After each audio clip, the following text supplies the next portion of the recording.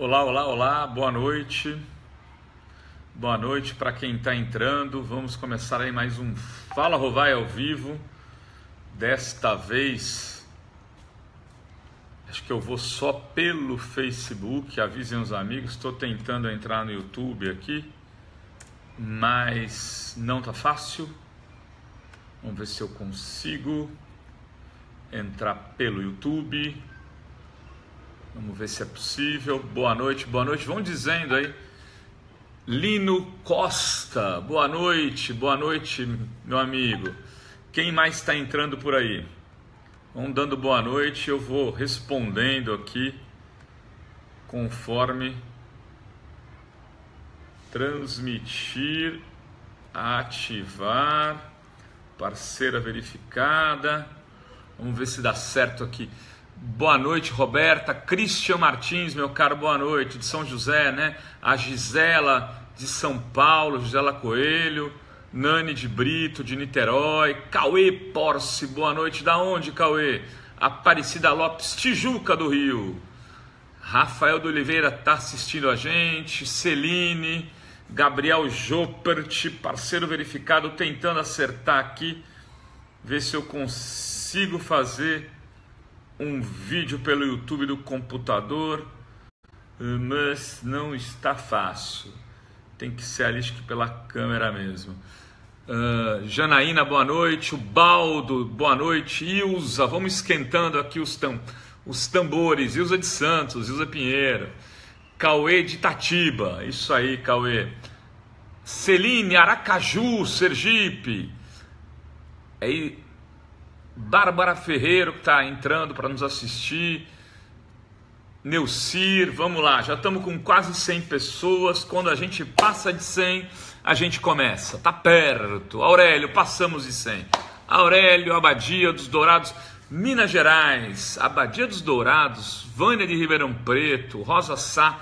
Pessoal, hoje é um dia aí com muitas notícias, nenhuma grande bomba, mas algumas notícias razoavelmente importantes aí que a gente vai analisar juntos. Eu vou vendo aí também as perguntas de vocês para poder ir conversando como a gente sempre faz. Eu queria começar esse papo pela notícia que me parece a mais interessante do dia, a despeito de como o advogado do Lula disse, o Zanin, ela parece, chegou tarde, mas de certa forma ela é importante, né? Que é o fim das conduções coercitivas, né? Que foi uma demanda do ex-presidente Lula e cuja decisão de hoje do ministro Gilmar Mendes é a de vetar essas conduções coercitivas. Vetam essas conduções coercitivas em que situações? Onde a pessoa não foi comunicada de que deveria, por exemplo, depor, né? Ou seja, a condução coercitiva no Brasil sempre existiu para quais situações? Para quando, por exemplo, você é convocado para um depoimento, ou como réu, ou como testemunha, e você se nega aí. Então você é comunicado uma vez, às vezes duas, e o juiz chega no momento, ele fala, olha, acabou a moleza, amigão, agora vai aí um carro de polícia e vai te levar para depor. Só que no país da Lava Jato, as condições coercitivas estavam funcionando da seguinte forma: bastava você ser acusado por quem quer que seja numa delação premiada, ou bastava você ser citado num telefonema, ou mais do que isso, bastava você escrever uma nota para um blog, como foi o caso do Eduardo Guimarães, que desagradasse o juiz que estava no processo daquela demanda judicial, no caso, um certo juiz de nome Sérgio Moro, que ele mandava fazer uma busca e apreensão e te levava e te conduzia coercitivamente para uma delegacia policial para dar depoimento. Então, vejam o absurdo da história. Isso sem que você tivesse sido comunicado, sem que houvesse nenhuma demanda contra você, e em boa parte dos casos sem que sequer houvesse uma acusação, como no caso aqui que eu acabei de citar do Eduardo Guimarães. O Eduardo, ele desagradou apenas o juiz. Foi esse o seu grande ato criminoso. E mesmo assim, a polícia entrou na sua casa, chegou às 6 da manhã, com uma intimação. A sua esposa estava de penuar, né, de camisola, ele estava acordando e de repente eles entraram na casa do cara pegando o computador, pegando documentos, invadindo o quarto dele, falando para a mulher que era para ela ficar daquele jeito mesmo, que não tinha papo, e levaram o Eduardo para depor, né, como se ele não precisava daquilo para depor, ele iria com tranquilidade se fosse convocado, e criaram todo um cerco intimidatório. E eu tendo a dizer aqui, e eu já escrevi sobre isso, que não fosse a grita de muitos dos blogueiros em geral, mas dos leitores do Eduardo, dos leitores de muita gente que acompanha esses outros blogueiros, e aí se deve fazer justiça, há muitos jornalistas e algumas associações e sindicatos, inclusive, que criticaram aquela ação. O Eduardo talvez estivesse preso hoje sem ter cometido crime nenhum. E, falando em crime, hoje o Fachin, né, uma outra notícia que demanda aí a gente vai analisar de forma rápida aí para vocês, mas que eu acho que merece uma reflexão, é que hoje, depois de, 15, 20 anos de investigação, o ministro Fachin, do Supremo Tribunal Federal, ele determinou que o ex-prefeito de São Paulo, ex-governador de São Paulo, pelos crimes que cometeu de 88 a 92, vejam só, quando foi prefeito na capital, em São Paulo, vá para a prisão. Então o Maluf, essa investigação dura, foi de 88, aproximadamente 20 anos, né? O Maluf é deputado federal, a determinação é que ele cumpra essa pena, que é uma pena de 8 anos por crime de lavagem de dinheiro. As acusações contra o Maluf são bastante pesadas. Ele tem as grandes obras viárias realizadas no período do governo dele em São Paulo, ali naquela região ali da Nova Faria Lima, todas foram, tem provas contundentes de uso de recursos públicos, dinheiro encaminhado para a Suíça. Você tinha dossiês daquilo. Eu, na época, cheguei a fazer inclusive um livro contando a história da gestão Maluf, que se chama Por Trás da Máscara, né? Ou seja, porque aquela lógica daquele governo era de mascarar a cidade. Tinha um projeto, por exemplo, chamado Singapura, que era a construção de casas populares, né? Pequenos prédios. Eram prédios bonitos, mas era uma casca de ovo. Você tinha a frente e atrás deles continuava a favela do mesmo jeito.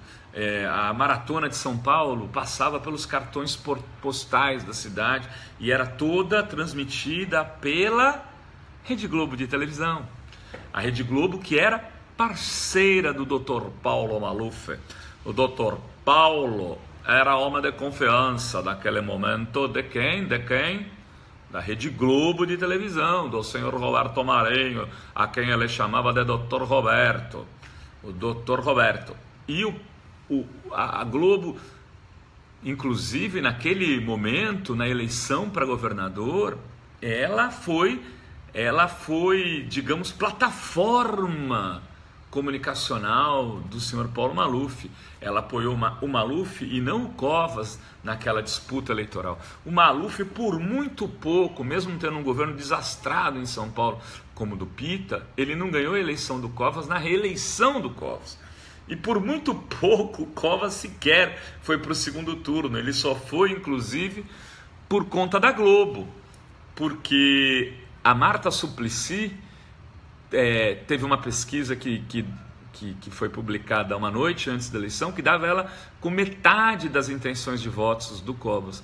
E dava o Francisco Rossi na frente do Covas, para ir para o segundo turno contra o Maluf. E aí, naquele momento, muitos eleitores progressistas foram apoiar a candidatura do Covas e não da Marta. Senão, provavelmente teríamos uma eleição em segundo turno entre Maluf e Marta Suplicy. E o Covas foi para o segundo turno e o Covas derrotou assim o Maluf, porque o governo do Maluf não era bem avaliado. O governo do Covas não era bem avaliado. Era um governo difícil. Ele pegou São Paulo, é fato, com muitos problemas. O governo do estado estava com caixa zerado, depois de 2 governos do PMDB, que eu não preciso dizer mais nada. O PMDB de Quércia e Fleury, que depois virou tudo um bololô só. Aquele governo do Montoro que deu origem a esses dois era diferente, virou PSDB, mas não, hoje em dia, se você for olhar, estão todos juntos. Os personagens que sobreviveram, que continuam aí, tanto do ponto de vista real da vida física, quanto do ponto de vista da vida política, estão todos no governo do senhor Geraldo Alckmin nesses dias de hoje. Bom, gente, eu queria dizer o seguinte: a senadora Gleisi Hoffmann, né, a presidenta do PT, acaba de dizer no seu Twitter, durante a tarde, que foi agredida num avião de Brasília. Eu queria dizer o seguinte, que todas as divergências são possíveis. Há algum tempo eu venho falando aqui, inclusive para amigos de esquerda, que eu discordo dessa política do escracho. O escracho é algo que não vai apenas ser utilizado como ação política contra aqueles que a gente não gosta. O escracho, quando aceito como um ato político, ele será usado a favor da gente e contra a gente.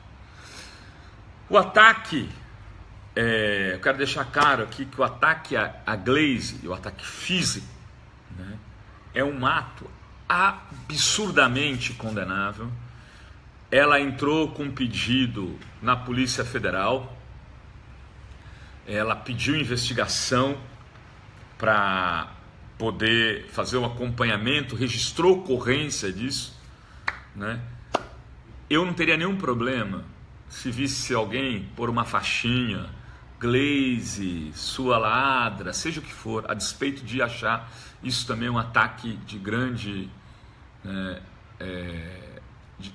um ataque pesado para uma pessoa, principalmente para uma mulher que está na vida pública, às vezes acompanhada do seu filho, às vezes acompanhada de uma amiga, enfim, isso é... Mas, de qualquer forma, a pessoa que está na vida pública, em alguns momentos, ela acaba passando por certos constrangimentos, é parte do jogo.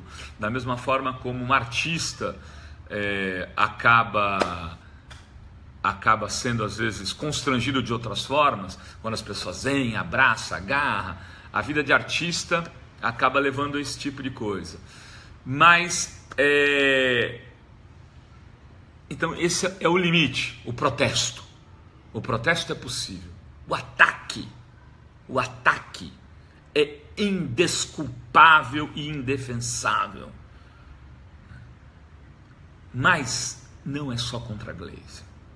Qualquer tipo de ataque é indesculpável e indefensável, a não ser utilizado em legítima defesa. Se um boçal, né, quando você estiver fazendo um vídeo, der um tapa no seu vídeo, como aconteceu recentemente com o Romero Jucá, Ele estava, é um ato político, a pessoa estava ali gravando ele e dizendo o que pensa dele. Não gosta, fala, querido, olha o seguinte, você pode sair daqui, chama o segurança, debate com ele, fala o que tem que falar, bater não. Agora, fazer disso uma praça de guerra, os democratas não ganham nada com isso. No limite, meus caros, quem tem a força são eles, as forças de segurança, a força do fascismo que eles carregam entranhado nas suas ações e nas suas práticas. Bom, ontem, gente, eu dei uma matéria aqui que deu uma certa bombada nas redes, que foi a declaração de 2 delegados de polícia que ficaram indignados com aquela militar da Brigada Gaúcha que disse que ia esperar as pessoas lá com bomba, com linha, com não sei o quê, que os mortadela fossem lá, que ela estava lá, sim, lambendo os beiços para recebê-los com cacetete, porrada, bomba, escambau. Esses 2 delegados, são irmãos, decidiram então gravar um vídeo, me passaram esse vídeo, né? O Fernão Dias, que é uma pessoa com quem eu tenho uma relação, mandou o vídeo e disse, olha, vai, tá aí, nós vamos para Porto Alegre e vamos juntar mais gente que defende a democracia, defende o direito do Lula se defender, que é da polícia, que é das forças de segurança, para ir junto, porque não vai ter essa não de intimidar no gogó e falar que quem for lá vai apanhar. A gente divulgou isso, deu uma grande repercussão, muita gente dizendo, olha que bom, etc e tal. Algumas outras pessoas, é isso mesmo, vamos lá dar porrada. Não é para ir lá dar porrada. Mas assim, é muito importante que outros policiais, que outros delegados da Polícia Civil, muitos policiais militares, muitas pessoas que trabalham na área de segurança, comecem a se manifestar, porque isso foi também muito importante quando pessoas do judiciário começaram a fazê-lo. Começaram a mostrar que não podia se trabalhar numa lógica, numa dinâmica de justiça seletiva em relação ao Lula. Isso foi fazendo com que outros advogados, outros juristas, outros professores universitários de direito também fizessem esse tipo de ação.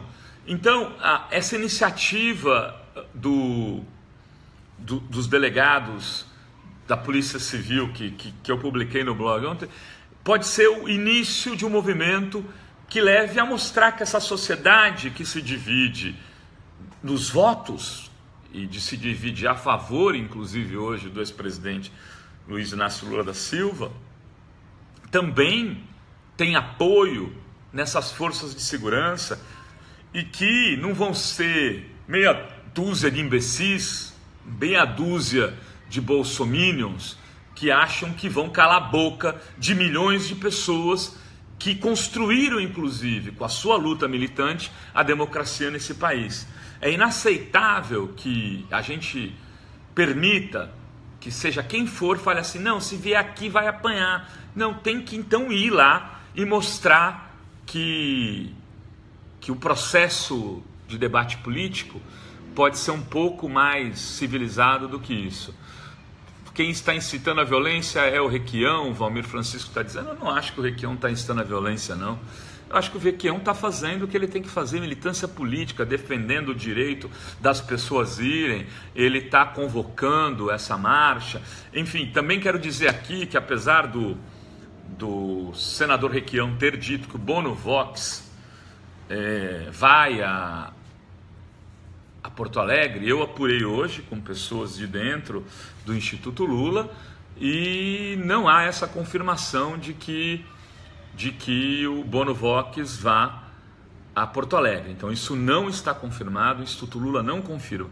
O João Vale é um dos delegados, está nos assistindo aqui, acabava de falar de você e do Fernão, João, dizendo que, falando do vídeo e dizendo que esse movimento que vocês inauguraram aí, né, de levar policiais também em solidariedade ao Lula, é muito importante. Eu queria parabenizá-lo então aqui ao vivo, dizer que você e o Fernão merecem todos os nossos aplausos pela coragem que tiveram e por iniciar esse movimento que, da mesma forma que lá atrás juristas fizeram, pode levar a um nível de posicionamento muito maior. O José Melo está dizendo que se o Bono Vox não vai, ele vai. Então, se o Melo vai, nós vamos também. Afinal de contas, né, Melo?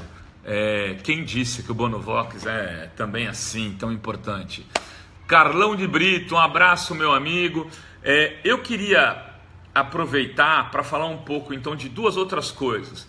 Essas grandes manifestações que estão essa grande manifestação que está sendo chamada para Porto Alegre no dia 24 de janeiro e da Argentina. A gente não pode deixar de falar da Argentina, dado que com toda a ação política que foi feita lá, com a paralisação, vamos falar de uma disputa campal ali, né, com 100 e poucos presos, 60 e poucos feridos, é uma coisa de grandes proporções.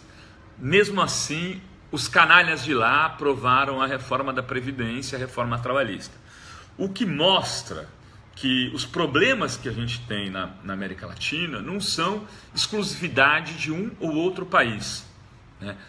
Os problemas e a forma como a elite procede para fazer valer as suas demandas impopulares, elas são do mesmo tamanho. Então, há uma generalizada onda neoliberal. De alguma forma, uma parte do povo ainda continua iludida com isso. Os índices de aprovação do Macri são menores do que há 2, 3 meses atrás, mas ainda são grandes. Uma certa classe média argentina avalia que no momento que acabarem com esses benefícios para pobres no governo, ela vai poder voltar a ter o padrão de vida que ela tinha 20 anos atrás, e não se dá conta que o problema é mais embaixo, o buraco é mais embaixo, e que a luta teria que ser de um outro tamanho e num outro nível de organização, e que não são os pobres que estão ganhando benefícios, mas os muito ricos que estão comendo todos os benefícios das classes média, baixa e esses setores populares da população. Aqui no Brasil, 6 famílias controlam o que 50% das famílias brasileiras têm de renda. Quer dizer, é de um absurdo assim, histórico, algo nunca antes, né? Nunca antes na história desse país a gente teve uma coisa desse tamanho.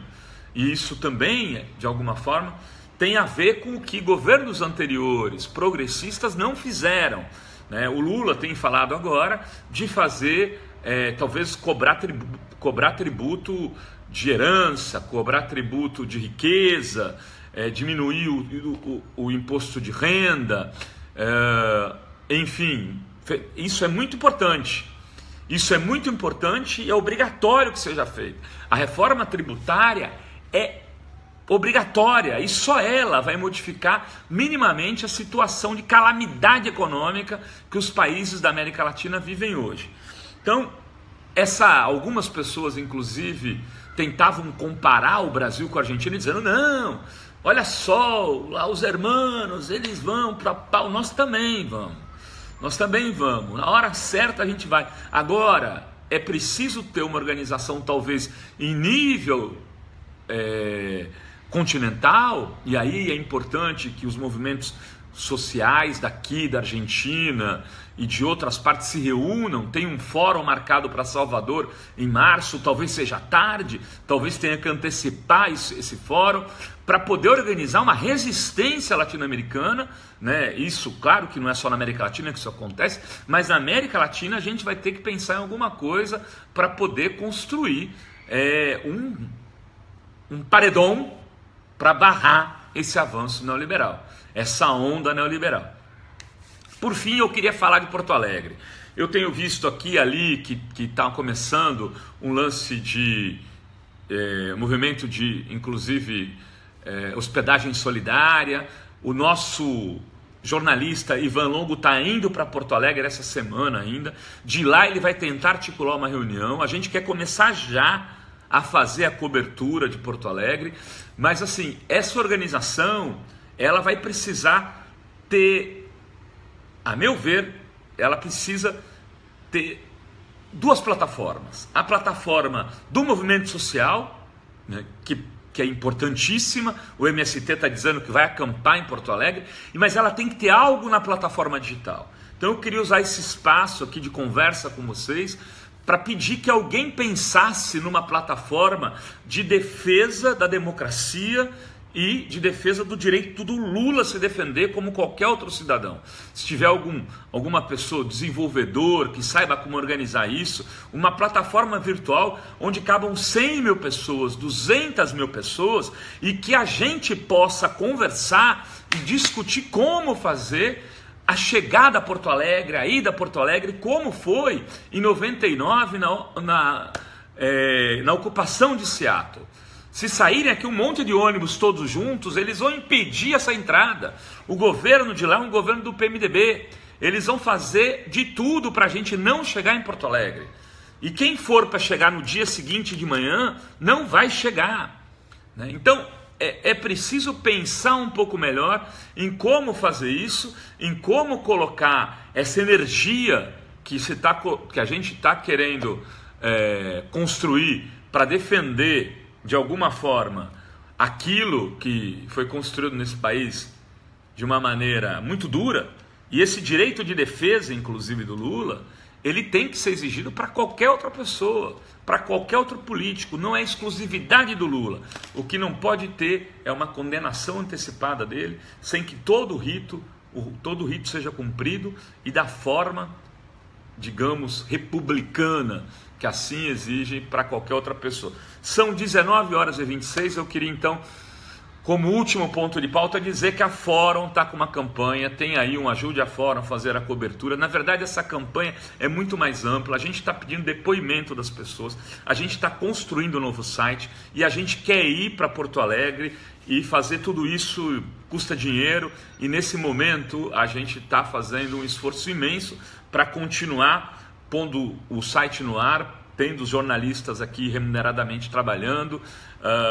A situação não é fácil para ninguém, eu sei que muitos de vocês também estão desempregados, muitos estão com os salários apertados, a conta o país nunca teve uma situação tão complicada, a gente entende perfeitamente, mas aqueles que por algum motivo puderem trocar aí 25, 50, 100 reais ou um pouco mais para essa campanha que dá direito aí a ter a leitura do site sem publicidade, a um livro digital das melhores entrevistas da Fórum e a caneca da Fórum, a gente pede essa solidariedade e a gente vai tentando, inclusive nesse percurso, implementar uma política de um clube Fórum que a gente já fala há algum tempo, que possa fazer com que a gente venda coisas que vocês compram no dia a dia, livros, peças de teatro, etc., que vocês possam comprar de desconto e a gente possa ganhar algum recurso para ir criando um nível de sustentabilidade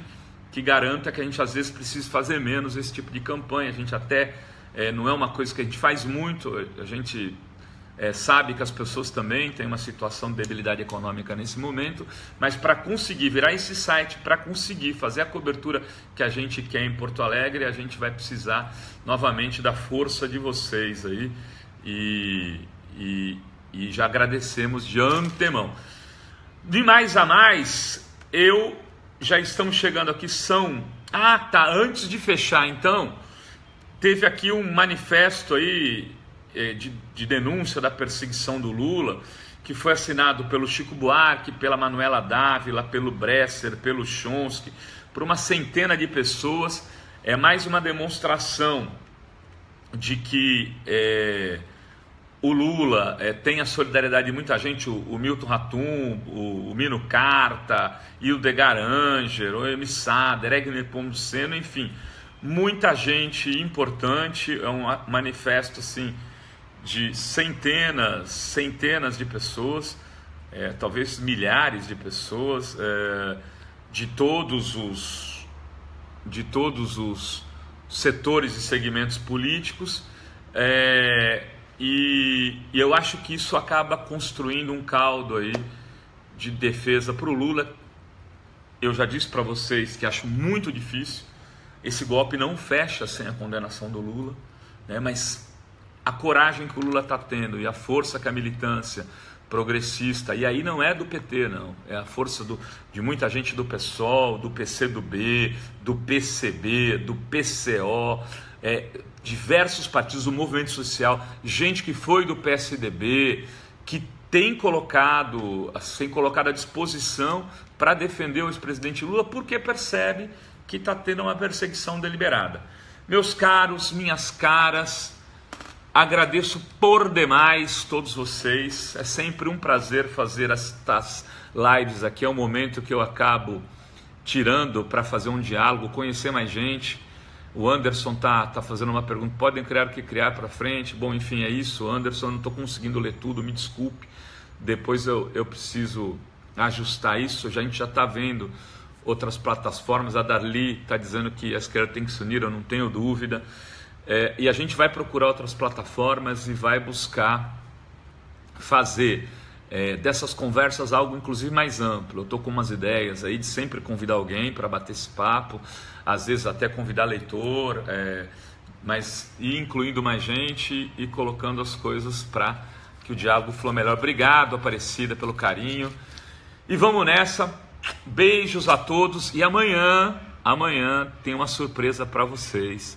Me acompanhem às 10 da manhã, porque eu vou estar com uma pessoa que vocês gostam muito. Amanhã, às 10 da manhã, na última entrevista do ano dessa pessoa, a Fórum vai estar lá e eu vou entrar ao vivo com vocês. Surpresa amanhã, 10 da manhã. Fiquem com a gente, prestem atenção no site da Fórum. Um beijo, Aparecido, um beijo a todos, um beijo ao Alan, um beijo a todos. Surpresa amanhã. Beijos.